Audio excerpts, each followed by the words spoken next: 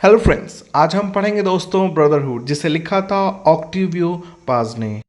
उन्होंने इस छोटी सी पोयम में यह दिखाया है कि किस तरह हम इस सोसाइटी से जुड़े हुए हैं और अगर हम अकेले भी हैं तो भी हमारे साथ कोई है।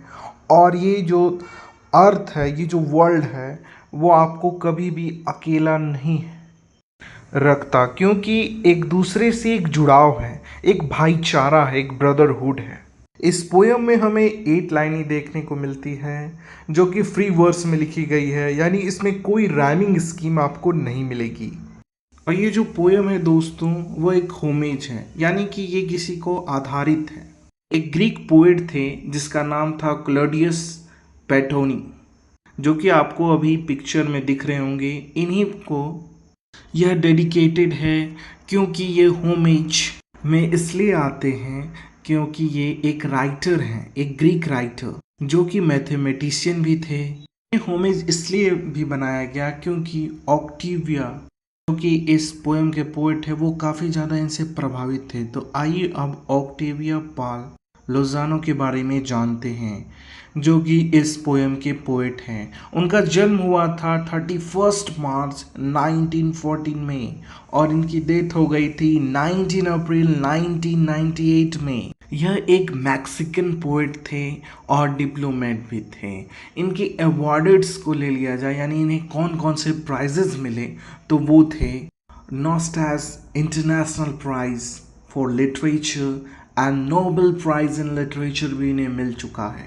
और नोबेल प्राइज जिसके लिए मिला, वो फेमस वर्क्स थे इनके पाइड्रा डे शोल, ब्लैंको और सैलामेंड्रा। तो ये थे दोस्तों ऑक्टेवियो पाल लोज़ानो। अब आइए इसकी लिखी हुई इस पोयम ब्रदरहुड को हम लाइन बाय लाइन पढ़ते हैं और इसे जानने की कोशिश करते हैं। यह एक छोटी सी पोयम है, 8 लाइन की है। तो पोयम की शुरुआत में पोइट कहते हैं, I am a man, little do I last, and the night is enormous, but I look up the star right. तो पोयम की स्टार्ट में पोइट अपने आप को बताते हैं, आई एम अ मैन, यानी मैं एक आदमी हूँ और मैं बहुत कम समय के लिए रहूँगा। Little do I last and the night is enormous, यानी ये जो रात है वो काफ़ी बड़ी है। तो यहाँ पे पोएट अपनी ज़िंदगी के बारे में बता रहे हैं, वो रात का जिक्र कर रहे हैं और दिन का, अपनी लाइफ को लेकर के, कि ये जो रात है, ये इनॉर्मस रात, यानी दुख भरी जो दास्तां है मेरी ज़िंदगी की, वो बहुत लंबी है और मेरी ज़िंदगी बहुत छोटी है। बट आई लुक अप, अब इस दुख भरी ज़िंदगी पे भी मैं ऊपर देखता हूँ, और जब मैं ऊपर देखता हूँ तो क्या देखता हूँ, द स्टार राइट्स, ये जो तारे हैं वो कुछ लिख रहे हैं। जैसा आप पिक्चर में देख रहे हैं, पोएट भी उसी सिचुएशन में खड़े हैं और ऊपर की ओर देख रहे हैं और उन्हें वही सितारे दिख रहे हैं जो इमेज में हैं, और वो उसमें इमेजिन करते हैं कि वो जो सितारे हैं वो कुछ लिख रहे हैं, और वो जो लिख रहे हैं उस पे पोएट खो चुके हैं और अपने जो दुख दर्द है उसको भुलाने की कोशिश कर रहे हैं उन तारों को देख करके। तो इन 4 लाइनों में पोएट जो है अपने आप को जिक्र करते हैं, अपने आप को इंट्रोड्यूस करते हैं और अपने दुख को बताते हैं और अपनी खुशी को बताते हैं कि वो देख क्या रहे हैं। उसके बाद वो कहते हैं, annoying I understood, I too am writing, and at this very moment someone smell me out। unknowing यानी कि ना जानते हुए भी, I understand, मैं सब समझ गया हूँ। मैं कुछ जानता नहीं पर मैं सब समझ गया हूँ।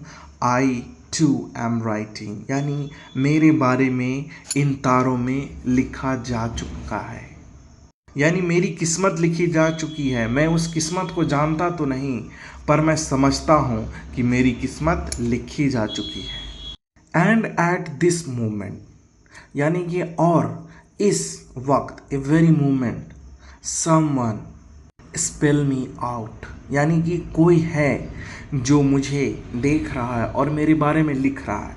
ये जो वक्त है, ये जो मोमेंट है, इस वक्त जो मैं आसमान की तरफ खड़ा होकर देख रहा हूँ इन सितारों को, इस वक्त भी मेरे साथ कोई है। मैं उसे जानता तो नहीं, पर मेरी किस्मत लिखी जा चुकी है और अभी भी लिखी जा रही है। कोई है जो मेरे साथ है, मैं अकेला नहीं हूँ। और यही कहकर यह पोयम ख़त्म करते हैं पोएट। इस पोएम में हमें यह दिखाया गया है कि लोग सोचते हैं कि मैं अकेला हूँ और हताश हो जाते हैं, पर उसके साथ सदैव एक होप जुड़ी होती है। वो ब्रदरहुड की तरह सितारों में दिखती है और वो इंसान को अकेला महसूस होने नहीं देती है। यही थी दोस्तों पोयम ब्रदरहुड। अब आपको अच्छा लगा तो लाइक करें, शेयर करें, सब्सक्राइब करें। वो जो लाल वाला बटन है उसको ग्रे कर दें, लाल अच्छा नहीं लगता मुझे। जय हिंद दोस्तों।